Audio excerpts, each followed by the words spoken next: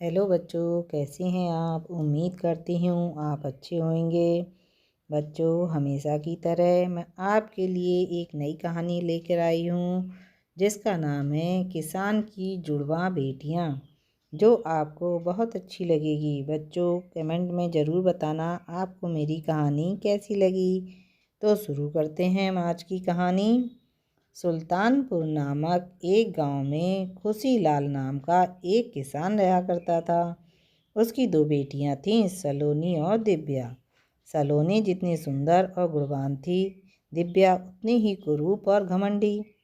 पूरे गांव में सब सलोनी को ही पसंद करते थे, लेकिन दिव्या के कुरूप होने के कारण कोई भी गांव वाला उसे पसंद नहीं करता था।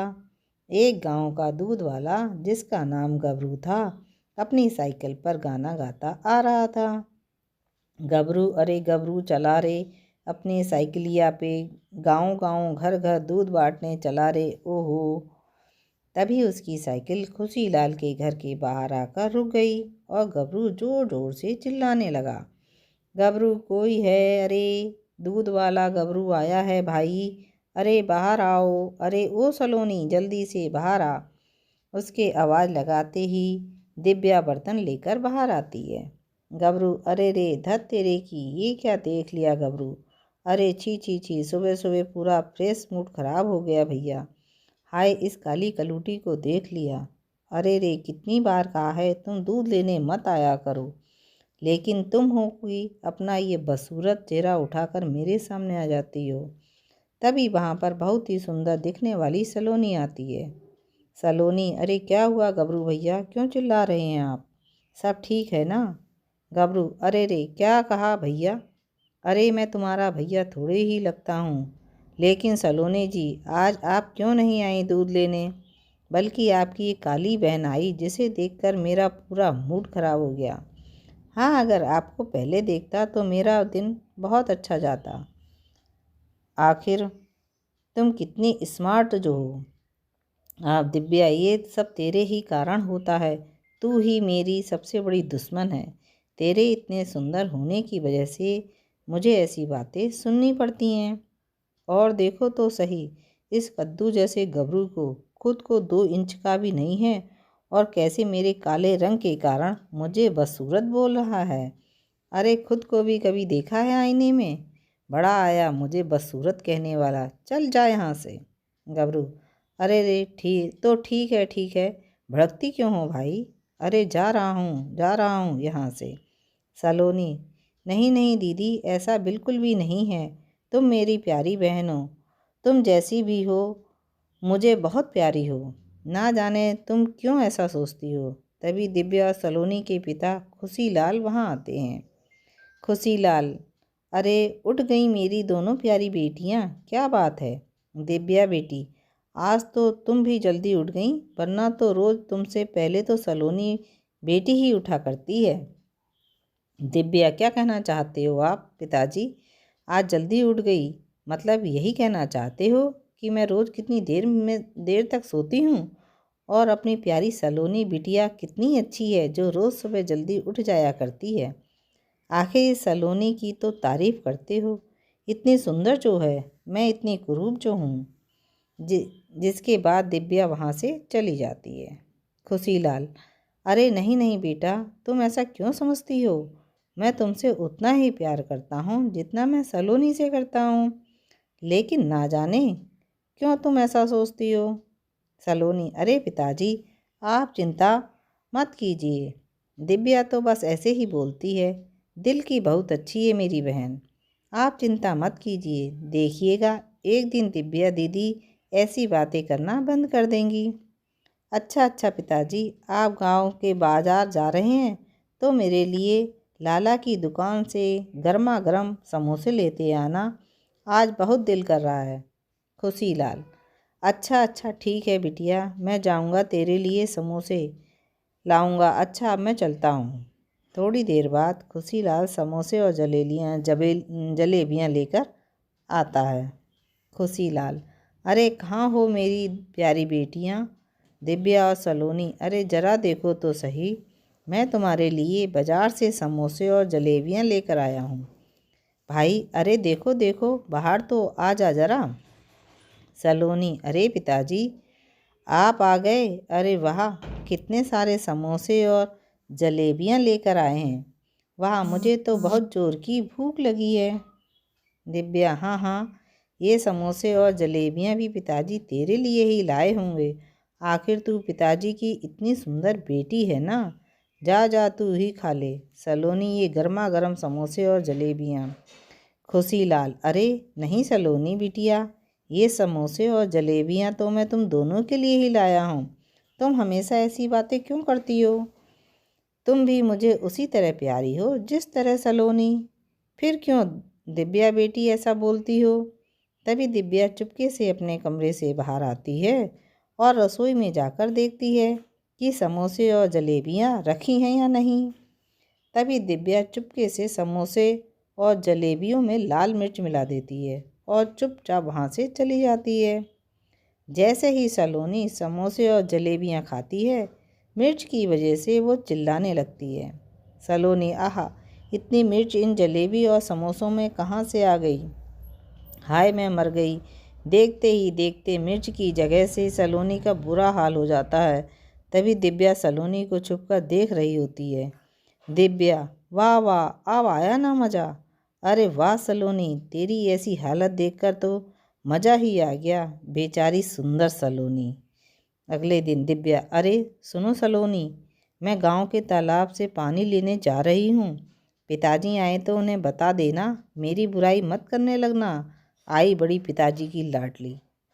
जिसके बाद दिव्या वहाँ से अपने हाथ में एक मिट्टी का घड़ा लिए चल देती है। दिव्या अपने सर पर मिट्टी का मटका लिए जा रही थी तो तभी उसे रास्ते में गबरू दिखाई देता है। गबरू दिव्या के ठीक पीछे होता है, जिसकी वजह से उसे दिव्या का चेहरा नहीं दिख पाता। गबरू, अरे कोई छम्मक छल्लो जा रही है। अरे वाह वाह, अरे चलो चलो इस हसीना के पीछे चलकर इसका खूबसूरत चेहरा तो देखा जाए। गबरू, अरे ओ हसीना, कहाँ चली, जरा मुड़ के तो देख इस जवान गबरू को। गबरू दिव्या के पीछे चलने लगता है। जैसे ही दिव्या पलट कर गबरू को देखती है, गबरू हैरान रह जाता है। दिव्या, क्या बोला रे गबरू तूने। बोल दोबारा तो सही, तुझे अभी ठीक करती हूँ। गबरू, अरे अरे अरे अरे, छी छी छी छी, तू तो बदसूरत, हट हट, मुझे लगता था कोई हसीना यहाँ से जा रही, लेकिन निकली तू। छी छी छी, ये क्या बोल दिया मैंने। हाय। ऐसा बोलता हुआ गबरू वहाँ से चला जाता है, लेकिन गबरू की इस बात से दिव्या बहुत दुखी हो जाती है। वो आगे चलती है। वो एक गांव के एक तालाब के किनारे पहुँचती है, जहाँ पहले से ही गांव की कुछ औरतें तालाब पर पानी भरने आई थीं। वो सब दिव्या को देखते ही अजीब सी शक्ल बना लेती हैं। पहली औरत, अरे जीजी, ये सुबह सुबह किस काली कलूटी का चेहरा देख लिया। हाय, अब तो पूरा दिन ही खराब हो जाएगा। दूसरी औरत, बोल तो सही रही हो बहन, इस कुरूप दिव्या को देखना ही अपशगुन है। छी छी छी, आप देखना इन गंदे हाथों से पूरा तालाब भी अब अशुद्ध हो जाएगा। तभी सारी औरतें बोलने लगती हैं। औरतें, अरे हाँ हाँ हाँ, इस दिव्या ने तो पूरा तालाब ही गंदा कर दिया। इसने तो पानी ही गंदा कर दिया। दिव्या, क्या कहा तुमने, मेरे इस तालाब को हाथ लगाने से ये अशुद्ध हो जाएगा। मैं अपशगुनी हूँ, रुको अभी बताती हूँ तुम लोगों को। तभी दिव्या के हाथ में जो मिट्टी का घड़ा था वो उन औरतों पर फेंक कर मारती है, जिसकी वजह से वो औरतें तालाब में गिर जाती हैं। पहली औरत, हाय ये क्या किया तूने। हाय ये क्या किया तूने कुरूप लड़की, देखना तू, हम तेरी शिकायत तेरे पिता सुशीला से करेंगे। सूरत तो इससे तो तू कुरूप और ऊपर से सीरत भी अच्छी नहीं। ऐसी बातें सुनकर दिव्या बहुत दुखी हो जाती है और वहाँ से जंगल की ओर चल देती है। वो एक पेड़ के पास बैठकर रोने लगती है। उसी पेड़ के ऊपर गौधिया भूत बैठा था। वो आराम से खर्राटे मारकर सो रहा था कि तभी उसे दिव्या के जोर जोर से रोने की आवाज़ सुनाई दी। गधैया भूत, अरे रे, ये कौन है भाई जो इतनी ज़ोर ज़ोर से रो रहा है। कैसे इंसानी लोग हैं, चैन से सोने भी नहीं देते। तभी गधैया भूत दिव्या के पास आता है। गधैया भूत, अरे ओ लड़की, क्यों रो रही हो तुम? क्या तुम्हें नहीं पता ये गधैया भूत का स्थान है? क्यों रोती हो? कौन हो तुम? अरे रे, छी छी, कितनी कुरूप लड़की है, कितनी काली कलूटी, हाय हाय, छी छी छी। तुम तो बिल्कुल भी सुंदर नहीं हो, मेरा तो मूड खराब हो गया। दिव्या उसे देखकर थोड़ा डर जाती है। दिव्या, अरे क्या तुम सच में भूत हो? लेकिन तुम इतने गंदे दिखते हो, छी छी छी। लेकिन तुम भूत हो इसलिए तुम्हें मेरी तरह लोगों के ताने नहीं सुनने पड़ते होंगे। मेरे कुरूप होने की वजह से कोई भी मुझे पसंद नहीं करता। अब तुम ही बताओ मैं क्या करूं? अब बस बहुत हुआ, और मैं और जीना नहीं चाहती। दिव्या जोर जोर से रोने लगती है। दिव्या को रोता देख गधैया भूत थोड़ा दुखी हो जाता है। गधैया भूत, अरे रे रे, अच्छा अच्छा, ठीक है, लेकिन तुम रोना बंद करो। तुम्हारे रोने की आवाज़ से ऐसा लगता है जैसे मेरे कान फट जाएंगे। हाँ, आखिर मैं भी इमोशनल भूत हूँ, और यहाँ आसपास कोई भूतों का डॉक्टर भी नहीं है। लेकिन मैं तुम्हारी मदद कर सकता हूँ। तुम एक रूप लड़की से बहुत ही सुंदर रूपवती लड़की बना सकता हूँ, बिल्कुल ऐश्वर्या राय की तरह। दिव्या, क्या तुम सच बोल रहे हो? गधैया भूत, ऐसा हो सकता है? क्या मैं भी अपनी सलोनी बहन की तरह सुंदर हो सकती हूँ? फिर तो कोई भी गांव वाला मुझे कुछ भी बोलने की हिम्मत नहीं कर पाएगा। मुझे सभी के तानों से छुटकारा मिल जाएगा। बताओ ना, ऐसा हो सकता है?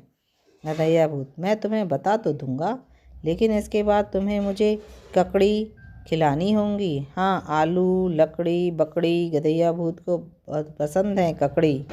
हाँ हाँ हाँ, लेकिन ध्यान रहे लड़की, सबसे सुंदर बन जाने के बाद अगर तुमने अहंकार किया तो फिर हमेशा के लिए तुम और अधिक कुरूप हो जाओगी, और कभी सुंदर बन नहीं पाओगी, और तुम्हें ऐसे ही अपना जीवन बिताना होगा। दिव्या, नहीं नहीं गधैया भूत, मैं कभी अहंकार नहीं करूँगी। मैं तुम्हारी ये सब बातें हमेशा ध्यान रखूँगी। हाँ, लेकिन तुम मुझे सबसे सुंदर बना दो, सबसे सुंदर, बहुत सुंदर। गधैया भूत, आलू ककड़ी बकड़ी कुरूप लड़की से तुम बन जाओ सुंदर लड़की। ऐसा बोलते ही देखते गधैया भूत अपनी शक्तियों से दिव्या को बहुत सुंदर बना देता है। दिव्या ये देखकर बहुत खुश हो जाती है। दिव्या, अरे वाह, मेरा रंग दूध की तरह एकदम सफ़ेद हो गया, वाह, अब तो मेरी जैसी पूरे गांव में कोई नहीं होगी। तुम्हारा बहुत बहुत धन्यवाद। गधैया भूत, अच्छा अच्छा, ठीक है, अब तुम जाओ, लेकिन मेरे लिए ककड़ी लाना मत भूलना। हाँ, जिसके बाद दिव्या अपने घर जाती है, जहाँ उसकी बहन और बाकी सभी गांव वाले दिव्या को देखकर हैरान हो जाते हैं। आदमी, अरे ये क्या, देखो भैया, इस दिव्या को तो देखो, ये तो कितनी कलूटी थी, और अब देखो ये कितनी सुंदर हो गई है ना भैया। इसके बाद जितनी सुंदर तो वह पूरे गांव में और कोई लड़की नहीं थी। भैया वाह, ये तो चमत्कार ही हो गया। दिव्या ये बात सुनकर बहुत ही खुश हो जाती है और अपने घर जाती है, जहाँ सलोनी बैठी हुई उसका इंतज़ार कर रही थी। लेकिन सलोनी जैसे ही दिव्या को देखती है, उसके होश उड़ जाते हैं। सलोनी, अरे ये क्या दीदी, तुम तो पूरी तरह बदल गईं। आखिर कहाँ गई थी तुम? मुझे बताओ, मैं और पिताजी तुम्हें कब से ढूंढ रहे थे। दिव्या, हाँ हाँ ठीक है, अब आ गई ना मैं, और ये देख, अब मैं तुमसे भी ज़्यादा सुंदर हो गई हूँ। अब तू देखना, पूरे गांव में सिर्फ मेरी ही सुंदरता के चर्चे होंगे। अब तू देखना। अच्छा, मैं जाकर अपने कमरे में आराम करती हूँ, आज बहुत थक गई हूँ मैं। जिसके बाद दिव्या वहाँ से अपने कमरे में चली जाती है। सलोनी, आखिर ये दीदी को क्या हो गया? दीदी एकदम से इतनी सुंदर कैसे हो गई? मेरी तो कुछ समझ में नहीं आ रहा है। उधर जब से दिव्या सुंदर रूप की हुई है, वह गांव वालों को कुछ भी नहीं समझती थी, बस सबको अपने सुंदर होने का घमंड दिखाया करती थी। एक दिन दिव्या सब्जी खरीदने गांव के बाजार में जाती है। तभी उसे एक भिखारिन बुढ़िया अपने हाथों से दिव्या के हाथ को पकड़ लेती है। बुढ़िया, अरे ओ बेटी, मुझे कुछ खाने को दे दे, कई दिनों से कुछ नहीं खाया। कुछ खाने को दे दे बेटी। दिव्या, अरे छी छी छी, कौन हो तुम? मेरा हाथ छोड़ो। तुम्हारी हिम्मत कैसे हुई मुझे छूने की? छोड़ो मेरा हाथ। तुमने अपने गंदे हाथों से मुझे गंदा कर दिया। छी छी छी। अब मुझे घर जाकर गंगा जल से स्नान करना होगा। ये सब सुनते ही बेचारी भिखारिन बुढ़िया बहुत दुखी हो जाती है और गुस्से में आ जाती है। बुढ़िया, क्या कहा तूने? गंदे हाथ? बहुत घमंड है ना तुझे अपने रूप पर। तो जा, मैं तुझे श्राप देती हूँ। आज के बाद तेरा ये रूप चला जाएगा और तू फिर से कुरूप हो जाएगी। अरे जा भिखारिन, तेरी जैसी मामूली बुढ़िया मुझे क्या श्राप देगी? चल जा यहाँ से। मैं गांव में सबसे सुंदर हूँ और हमेशा से ही मैं सुंदर रहूँगी। मुझसे सुंदर और कोई नहीं है। दिव्या अपने घर जाती है और जाकर सो जाती है। लेकिन जैसे ही सुबह उठती है, सलोनी उसे देखकर हैरान हो जाती है। सलोनी, अरे ये क्या हुआ दीदी? आपके चेहरे को ये क्या कैसे हुआ? दिव्या, अरे तू जलती है मुझसे, इसलिए ऐसे बोल रही है। हाँ, मेरा सुंदर चेहरा अच्छा नहीं लगता ना तुझे? आई बड़ी। तभी दिव्या शीशे में अपना चेहरा देखती है। उसका पूरा चेहरा बेहद ही कुरूप हो जाता है और चेहरे पर एक बड़ी सी नाक उग जाती है। तभी दिव्या ज़ोर ज़ोर से चिल्लाने लगती है। दिव्या, हाय हाय, ये क्या हो गया? तभी दिव्या गधैया भूत के पास जाती है। दिव्या, अरे ओ गधैया भूत, ये देखो ना, ये क्या हो गया? क्या कर दिया तुमने? मुझे पहले से भी अधिक बदसूरत बना दिया। मेरे चेहरे पर ये गंदी भद्दी दिखने वाली नाग उग आई है। ये क्या किया तुमने? गधैया भूत, अरे हाँ, सच में ये क्या हुआ? तुम तो पहले से भी अधिक भद्दी दिख रही हो। छी छी छी।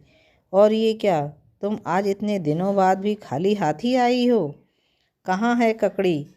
यहाँ ना जाने कितने दिनों से मैं रोज़ तुम्हारी राह देखता हूँ कि तुम कब मेरी परफेक्ट ककड़ी लेकर आओगी और कब मैं लबालब ककड़ी खाऊंगा। दिव्या, मैं तुम्हारे लिए बहुत सारी ककड़ी लाऊंगी, बस मुझे एक बार और सुंदर बना दो। गधैया, वो स्वार्थी लड़की हो तुम।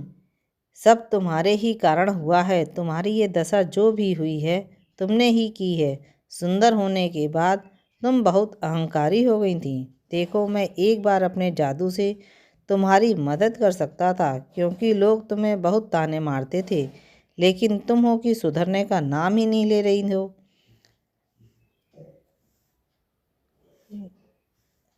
आप अपने आप को सच में एनलीना जोली समझने लगी हो। अब भुगतो, मैं तो चला ककड़ी ढूंढने। यह कहकर गधैया भूत आसमान में उड़ने लगता है और वहाँ से चला जाता है। गधैया भूत की ऐसी बातें सुनकर दिव्या जोर जोर से रोने लगती है। दिव्या पूरे जीवन अपने कुरूपता के साथ ही बिताती है और गांव वाले उसे देखकर खूब उसका मजाक उड़ाते हैं। आखिर उसे अपने अहंकार की बहुत भारी कीमत चुकानी पड़ी। बच्चों, आपको कहानी कैसी लगी? अच्छी लगी तो मेरे चैनल को जल्दी से लाइक कीजिए, शेयर कीजिए और सब्सक्राइब कीजिए, जिससे मैं आपके लिए और कहानियाँ लेकर आऊँ। बाय।